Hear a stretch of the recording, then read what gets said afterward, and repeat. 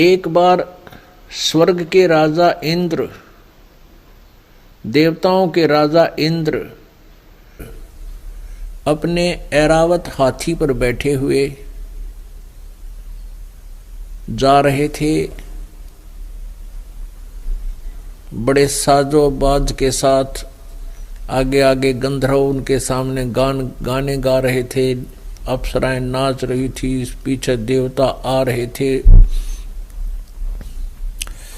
अपने राजा के सम्मान में सभी अपने हिसाब से उनके तारीफ कर रहे थे। उधर से दुर्वासा जी को किसी ने उनको एक माला भेंट की थी। उस माला को और ऋषि दुर्वासा ने वो अपने सिर पर जो रखी हुई थी माला वो उठाकर उसको हाथी पर बैठे हुए इंद्र को फेंक दी। इंद्र ने वो हाथ में ले ली। हाथ में लेकर के फिर उसने वो क्या करता है, हाथी के मस्तिष्क रख देता है। इतना चौड़ा हाथी का मस्तिष्क, पूरा प्लेटफार्म सा, उस आगे उसके ऊपर रख देता है। वो कोई एक्स्ट्रा चीज, जैसे कोई फल खाया उसके छिलके भी वो वहां रख देता था हाथी के गुद्दी में, और हाथी फिर अपने सूंड से उनको पकड़कर जमीन पर फेंक देता था। ऐसा उसकी क्रिया थी। तो इंद्र ने अपना वो माला जो उसने फेंकी, उसने वह ले ली, उठाकर हाथी के उस गुद्दी पर रख दी, मस्तिष्क पर पीछे, और हाथी ने सूंड से वो पकड़कर बाहर फेंक दी। दुर्वासा सब देख रहा था। अब दुर्वासा ने कहा कि ए इंद्र, तू राज पा करके अभिमानी हो गया है। तूने मेरे द्वारा दी हुई एक भेंट का निरादर किया है। तेरा नाश हो जाएगा, तू राज से वंचित हो जाएगा, तू निर्धन हो जाएगा। ये श्राप दे दिया। अब उस इंद्र ने हाथ पांव भी जोड़े, जी मेरे से गलती बन गई, मन तो पता नहीं था, मैं तो अब ये फूलों की माला थी, मैंने सोची आपने दे दी, मैंने यहाँ रख दिया, हाथी नहीं उठा के नीचे डाल दी, मेरी क्या गलती है, क्षमा करो। नहीं, हमने जो बोल दिया सो बोल दिया। अब कुछ दिनों के बाद इंद्र का राज भी छिना गया। जंगल में जाकर टाइम पास किया उसने, बाजी का छोड़ के राक्षसों ने उपाक्रमण कर दिया। अब इनको हम संत मान्या करते, सब डरा करते, भाई साधुवान नहीं बोलना चाहिए, ये के शब्द बोल देंगे, ये नाश करने थे ये सारे। और ऋषि दुर्वासा जो श्री कृष्ण जी का गुरु भी था, आध्यात्मिक गुरु। अब एक बार दुर्वासा जी द्वारका की बणी में बैठ गया जाकर। बणी में, बनी होता है एक मिनी फॉरेस्ट, यानी पहले गांव के आसपास चारों तरफ बहुत ज्यादा जंगल होते थे, वृक्ष होते थे। वो होते थे लगभग आधा किलोमीटर की चौड़ाई में, अराउंड द विलेज, पूरे गांव के चारों तरफ। तो उस बनी में कई में 1-1 किलोमीटर तक लंबा भी हो जाता था वो बनी। उस बन में जाकर दुर्वासा जी ने डेरा ला लिया। और दुर्वासा जी के विषय में ये सुप्रसिद्ध था कि ये बहुत पहुंचा हुआ महात्मा है, सिद्ध पुरुष है और त्रिकालदर्शी है। लेकिन श्री कृष्ण जी की समर्थता को फाइनल मान के यादव लोग इतने अभिमानी हो गए थे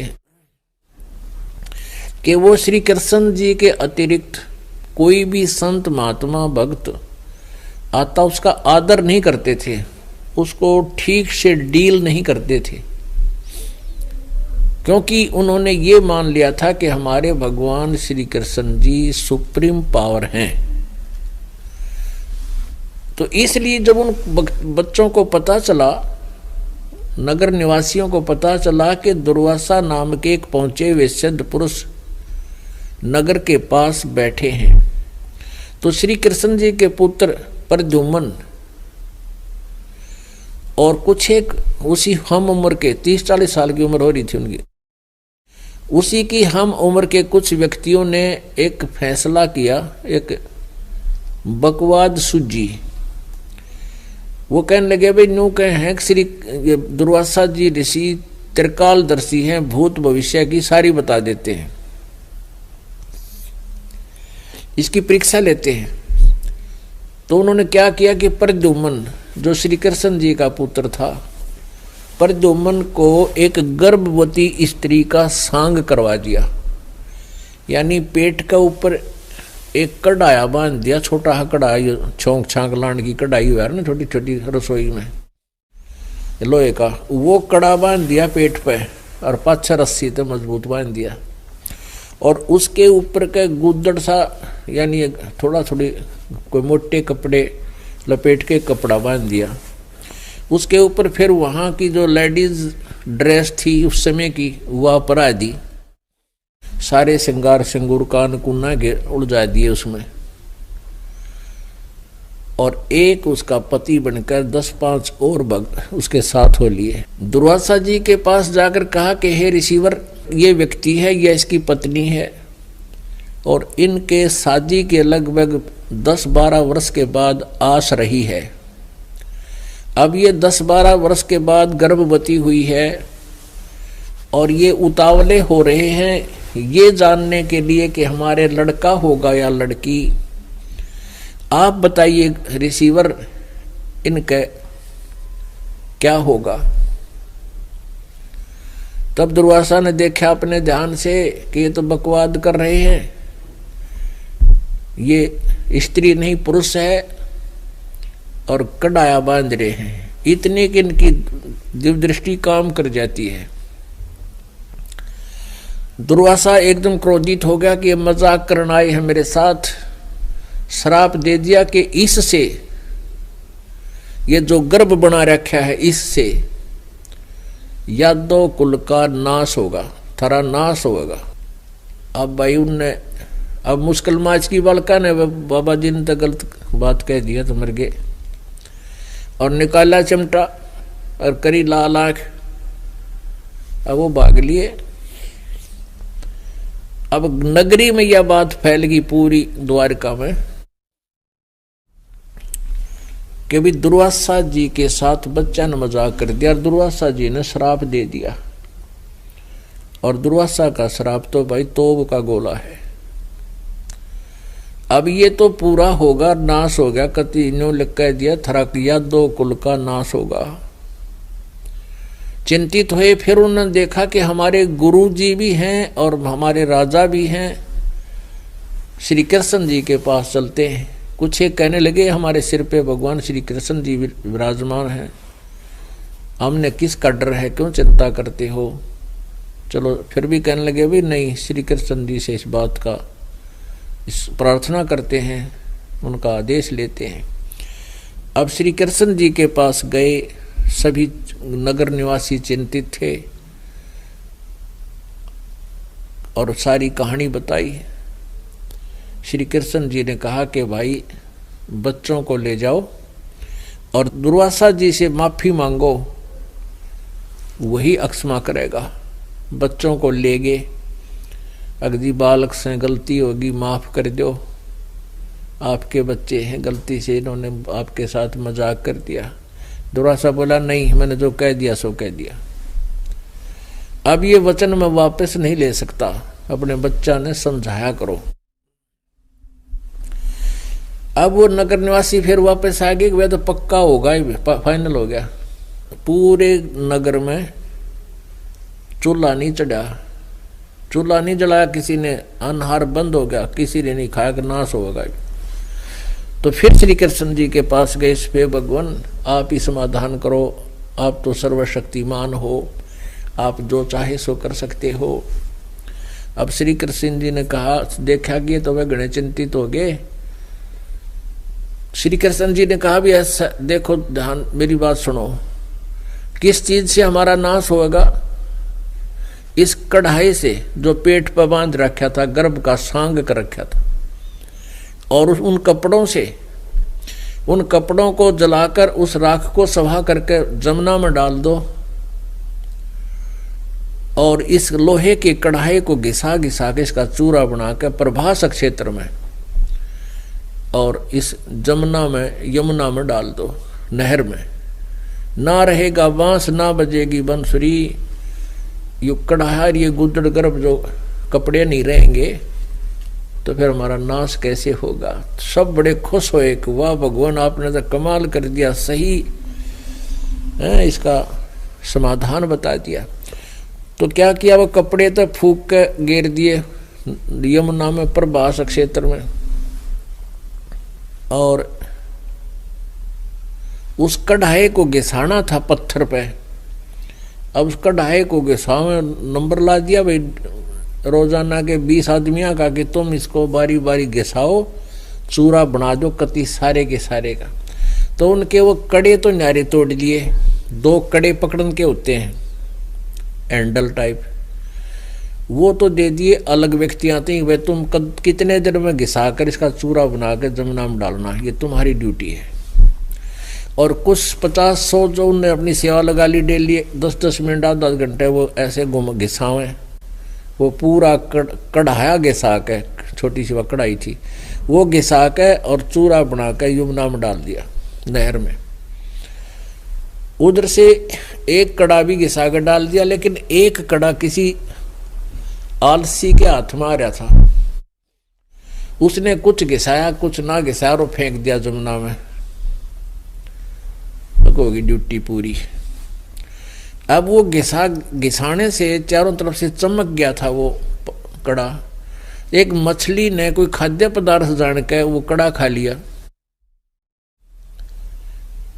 और बाकी जो चूरा गिरा था यमुना में, यमुना दरिया में, उसका पठेरा जाम गया। ये सरकंडे हुआ ना, सरकंडे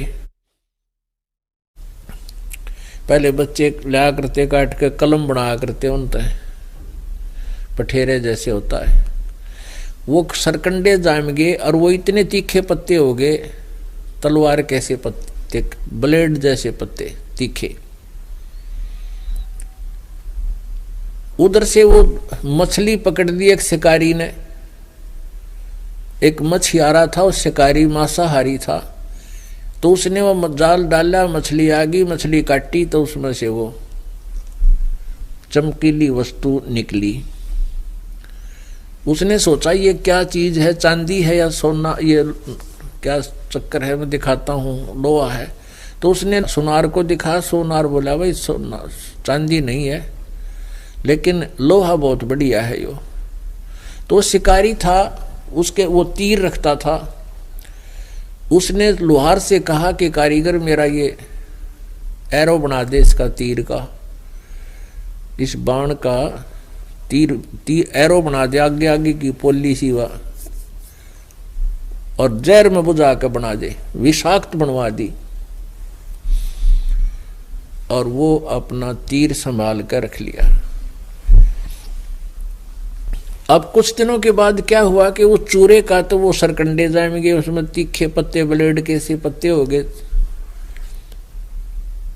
और उधर से कुछ दिनों के बाद 56 करोड़ यादव थे टोटल,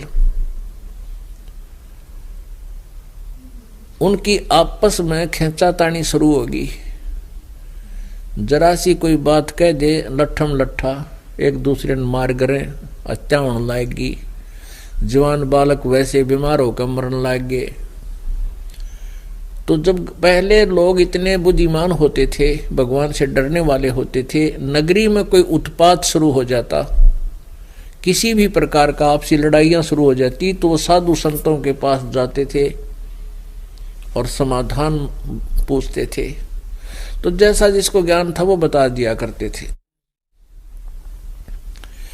तो सारी नगरी में यह चिंता हुई भी की बात होगी, किसी ने किसी का बोल अच्छा नहीं लगता, ना बड़े छोटे की लाज रही, शर्म रही, हाहाकार मच रहा है, क्या चक्कर पड़ गया।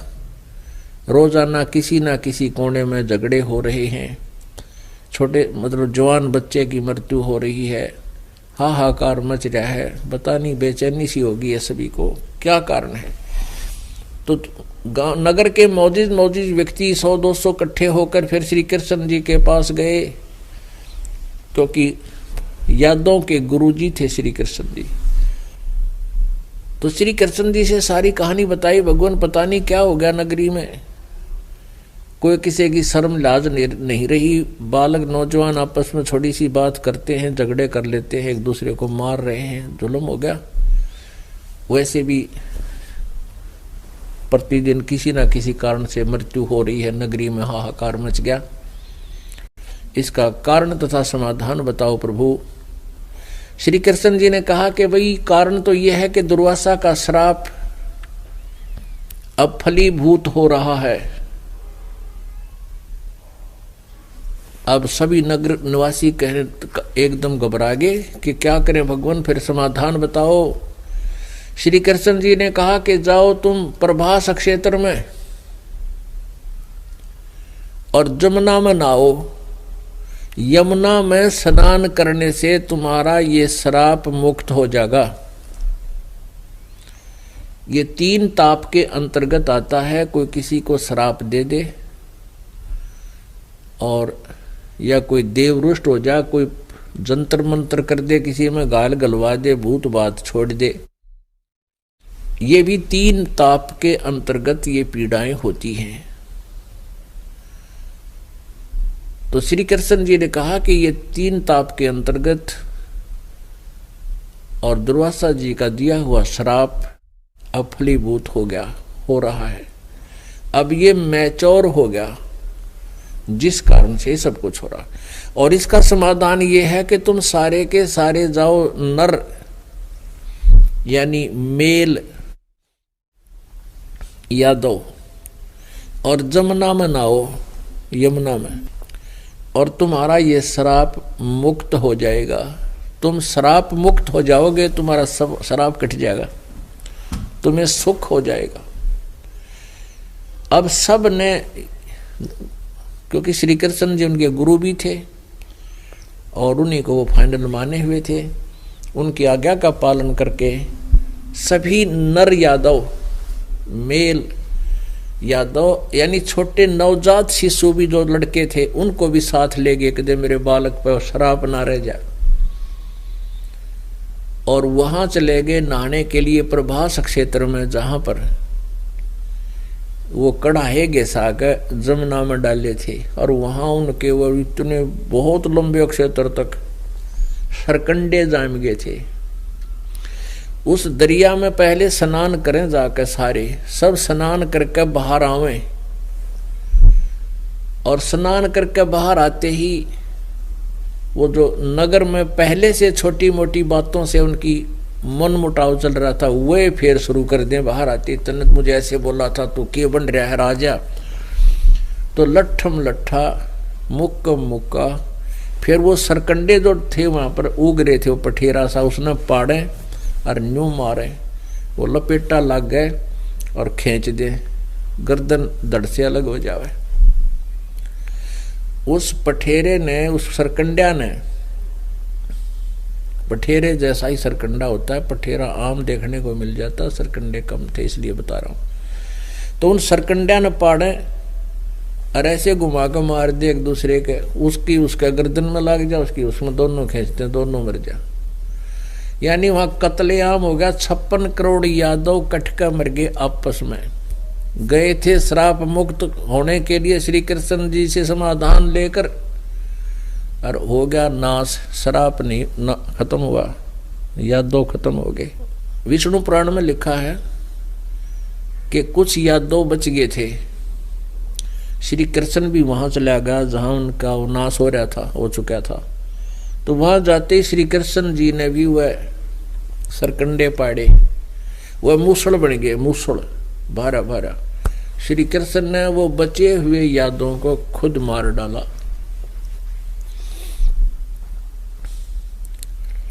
यादों का बीज नाश हो गया उस दिन।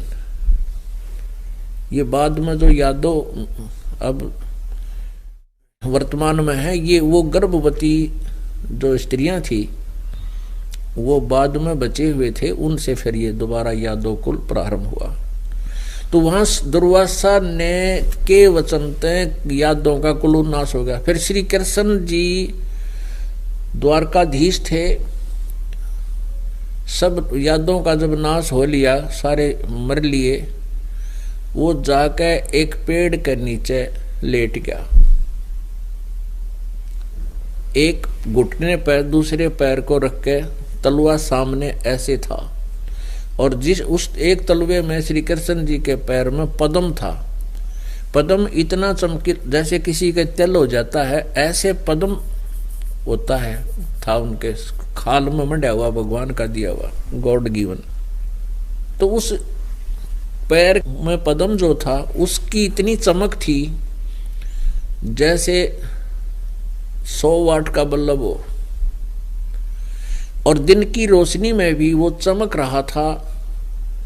लेकिन जिस वृक्ष के नीचे वो लेटे हुए थे, उस वृक्ष की टहनियां झुरमट नीचे जमीन पर तक झुकी हुई थी। एक शिकारी जिसने वो कढ़ाई का कड़े का और अपने तीर का एरो बनवा लिया था, तीर बनवा लिया था, विषाक्त तीर वो एरो बनवा लिया था, तीर अपने बाण का।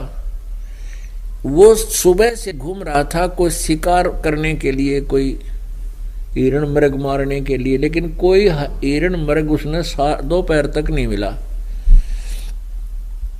वो ऐसे तैयार किए घूम रहा था कि मृग दिखा ठोक दूं। उसने क्या देखा कि वृक्ष की झुरमटों के अंदर से परले पार कोई चीज चमक रही है। वो था तो श्री कृष्ण जी के पैर का पद्म, और उस शिकारी ने सोचा ये मृग खड़ा है, और मृग की आंख चमक रही है हिरण की। उसने आव देखा ना ताव देखा, वो निशाना साध दिया उस चमकीली वस्तु को मृग की आंख जान के, और वो तीर मार दिया विषाक्त। वो श्री कृष्ण जी के तलवे में जा लग गया, पैर में। तो उस समय श्री कृष्ण जी ने जो पीड़ा हुई, पीड़ा के कारण वो कर रहा है, मर गया रे, मर गया रे, मर गया रे, क्या किसने मार दिया। तो शिकारी डर गया, भाई मानस मर गया है तो मनुष्य मर गया, भाग्या गया। इधर से देखा तो वो द्वारकाधीश मोर मुकुट सिर पे और तड़फ रहे हैं। हाथ जोड़कर वो शिकारी कहता, प्रभु मेरे से गलती होगी, धोखे से हो गया, मैंने ऐसे ऐसे आपके पैर में यह चमकीली वस्तु थी, मैंने मृग की आंख जान के धोखे से तीर मार दिया, मुझे माफ करो प्रभु, मेरे से धोखा हो गया, मेरे से गलती होगी, जुल्म हो गया। अब श्री कृष्ण जी कहने लगे, भाई शिकारी तेरा दोष नहीं, ये तेरा और मेरा पिछला अकाउंट था वो क्लियर हो गया। अब वो कहने लगे, अब श्री कृष्ण जी ने जब ये बात कही कि तेरा और मेरा पिछला जन्म का कोई अकाउंट था, यो क्लियर हो गया, लेन देन था आपका और मेरा, हिसाब बराबर हो गया। तब उसने कहा शिकारी ने कि हे भगवान, आप राजा और मैं एक रंक, आपका और मेरा क्या हिसाब हो सकता है। तब श्री कृष्ण जी ने कहा कि त्रेता युग में तू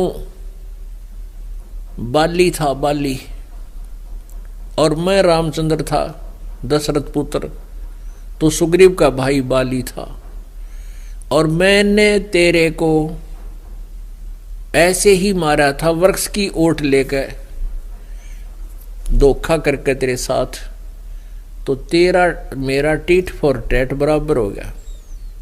और कहने लगा तू अब यहां से खिसक जा, न तने गढ़ देंगे वह भीम। और भाई कोई संदेशा मेरा भिजवा दे किसी के माध्यम से उन पांडवों के पास, वो मेरे रिलेटिव हैं और यहाँ आ जाएंगे, उनको बता देना जल्दी बुलाए। तो उसने ऐसे किसी के माध्यम से संदेशा भिजवाया, तो वापस आए। तो पुण्यात्माओं, इस कथा से हमने बहुत कुछ जानना है। कहते हैं बदला कहीं ना जात है तीन लोक के माँ, और सतगुरु मिले कबीर से तो सतलोक ले जा। बदला तो छोड़, वो तो खत्म हो। पूर्ण संत मिल जावे, तत्वदर्शी संत कबीर जी जैसे परमात्मा मिल जावे, ऐसे उनके ज्ञान देने वाले आदेश जिनको हो वो संत मिल जाए तो वो ही इष्ट हमारे यहाँ प्रारब्ध के कर्म को टाल सकते हैं, प्रारब्ध को कैंसल कर सकते हैं। मासा घटे ना तिल बधे, विद ना लिखे जो लेख, सच्चा सतगुरु मेट कर ऊपर मार दे मेखो। कहते हैं जरा सा भी तिल के समान भी संस्कार में परिवर्तन नहीं हो सकता। जो किए हुए कर्म आधार से तुम्हें प्राप्त है, चाहे प्रारब्ध में संचित हैं, क्रियवान है। कहते मासा घटे ना तिल बधे, जो प्रारब्ध के कर्म है उनमें से कोई चेंज नहीं हो सकता, लेकिन पूर्ण संत इस संस्कार में परिवर्तन कर सकता है। तो यहां बताते हैं तुम कौन राम का जपते जापम, तात कटे ना तीनों तापम। तुम किन भगवानों का भजन करते हो जिससे तुम्हारे ये तीन ताप भी नष्ट नहीं होते। अब जैसे श्री रामचंद्र जी ने श्री बाली को एक वृक्ष की ओट लेकर के धोखे से मारा था, क्योंकि बाली में इतनी शक्ति थी, अगर आमने सामने कोई युद्ध करता था तो आधी पावर बाली में चली जाती थी सामने वाले विरोधी की, शत्रु की। पहले तो श्री राम जी ने आमने सामने युद्ध करने की चेष्टा की, लेकिन फिर श्री राम जी की शक्ति अक्षीण होने लगी। तब उसको ध्यान आया सुग्रीव की बात का कि बाली के सामने आमने सामने होकर युद्ध नहीं करना, इसमें ऐसी पावर है। तो तुरंत वृक्ष की ओट ले ली और फिर मारा था। तो इस प्रकार पुण्यात्माओं प्रसंग ये चल रहा था कि भक्ति भी करते हैं, शास्त्र विधि त्याग कर या अन्य देवताओं की जो पूजाएं करते हैं वो करते हुए भी विफल होती हैं, निष्फल है उनकी। जैसे दुर्वासा जैसे महात्मा, महान आत्मा पूरे प्रसिद्ध हो रहे, पूरे क्षेत्र में, पूरे जो है ना ब्रह्मांड में उसके सामने कोई टिकने वाला नहीं था। और क्या थी उसके पास? सिद्धियां थी, ये बद्दुआ देने की पावर थी, जिससे वह पूरे प्रभु पा करे थे। और उनको महर्षि कहा करते थे, एक दूसरे का नाश करते हैं उनको महर्षि कहते थे। और परमात्मा कहते हैं दुर्वासा को पेता समझन आई नीच, 56 करोड़ यादव कटे वहां मची रुद्र की कीच। कहते हैं बच्चा ने मजाक कर दिया के बिजली पड़ गई, धमका दे हो भाई खबरदार, आगे ऐसी गलती करी, इनके माँ बाप ने बोला और समझाओ, ना 2 डंडे मार दो गणत गणे हैं, और के शराब दे दिया कि थारा नाश होगा, कुल नाश होगा तुम्हारा, या 2 कुल का हो गया नाश। तो यहाँ परमात्मा लताड़ रहे हैं कि ऐसे नीच जिनको तुम ऋषि महर्षि मानते थे, पहुंचे हुए मानते थे, दुर्वासा कोपे यानी क्रोधित हुए और समझ न आई नीच, थोड़ी सी भी विवेक से काम लिया तो क्या बोलने जा रहा है, हर तेरे शब्द में कितना परमाणु बम है, और 56 करोड़ यादव मर जाएंगे, बालक छोटे छोटे कच कट कर मरेंगे। समझ न आई नीच और 56 करोड़ यादव कटे, वह मची रुद्र की कीच, यानी खून की गारा मचेगी, वहां पर लाशों की बेशुमार लाश होगी। तो यहां क्या बताते हैं, काटे शीस नहीं दिल करुणा वो जग में साध कमावे हैं, जो जन उनके दर्शन को जावे उनको भी नरक पठावे हैं। इसे नालाका के कहते हैं कोई शश भी बन जाओ नविये गुट्टी पे आवे, ऐसा ही उनको शिक्षा देते हैं वो।